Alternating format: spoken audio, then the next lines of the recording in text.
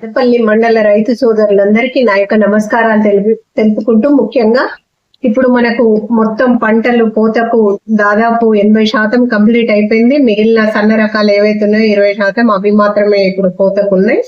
మిగిలిన పొలాలలో రైతు సోదరులందరినీ ఒక రిక్వెస్ట్ ఏంటంటే, ఒక అలవాటు ఏమైందంటే, ఇట్లా కాగానే పంట అన్నది కాల్ చేయడం అన్నది జరుగుతూ ఉంటది. ఆ పొలాలలో పంట కోసిన తర్వాత ఆ కాల్ చేయడం వల్ల మృత్తికలో ఉండేటటువంటి సూక్ష్మ క్రిములు, మేలు చేసే బ్యాక్టీరియా గాని ఇవి గాని అన్ని రకాల జీవులు చనిపోతాయి. ఒకటి.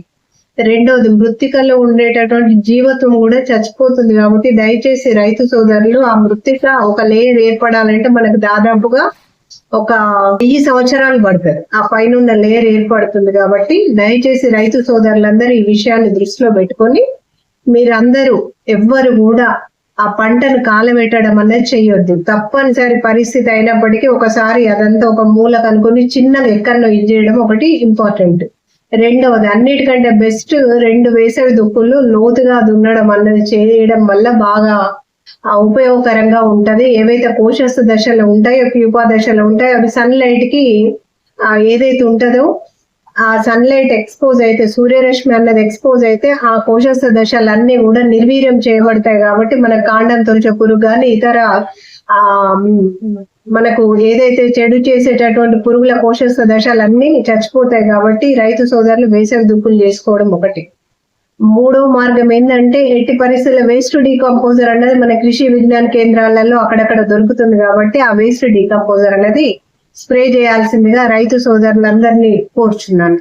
ఇంకొక విషయం ఇంపార్టెంట్ ఏంటంటే, తర్వాత పొలాలలో మనము ఎరువులు అంటే సహజ ఎరువులు వేసుకోవడం అన్నది పెంట గాని ఇటువంటి గాని, కుళ్ళిపోయిన పంట, ఫామ్ యార్డ్ మెన్యూర్, ఏవో వర్మీ కంపోస్ట్ ఇటువంటి వేసుకోవడం మర్చిపోయినాం. ఇప్పుడు పశు సంపద కూడా అదే స్థాయిలో లేదు. కాబట్టి రైతు సోదరులు ఇటువంటి అన్ని కాంపెన్సేట్ చేయడానికి పచ్చి రొట్టె ఎరువులు, జీలుగలు, జనుములు, పిల్లి పెసర ఇటువంటి అన్ని ఉన్నాయి.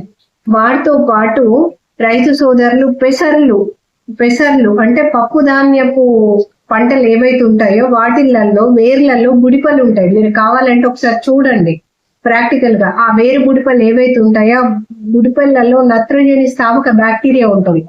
దాని వల్ల కూడా మృత్తిక యొక్క సారవంతత పెరుగుతుంది. కాబట్టి ఒక 40 రోజులు పెంచేసి తర్వాత దున్నిపియడం వల్ల ఉపయోగం ఉంటుంది. కాబట్టి రైతు సోదరులు ఈ విషయాన్ని కూడా అందరూ దృష్టిలో పెట్టుకోవాల్సిందిగా.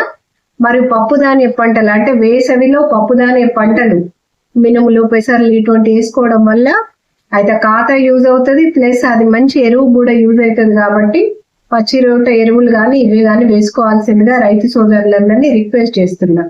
ఈసారి సీజన్ కు ముందే అందరు సిద్ధంగా ఉండి ఏ పంటలు వేసుకోవాలి అన్నది మీ వ్యవసాయ విస్తీర్ణాధికారుల సలహాలతోని వేసుకోండి. తర్వాత పంట నమోదు కార్యక్రమాల విషయంలో కూడా ఎప్పుడు తొందరపడి పంట నమోదు కార్యక్రమాలు కూడా చేయించుకోండి. ఎప్పుడైతే మన వ్యవసాయ విస్తీర్ణాధికారులు మీ రైతు వేదికలలో మీ పొలాలకు వచ్చినప్పుడు కొంచెం సహకరిస్తూ మీ యొక్క డీటెయిల్స్ ఏం పంటేషన్ ఏది అన్నది కూడా వివరాలు నమోదు చేయించుకోవాల్సిన అవసరం ఉంటుంది.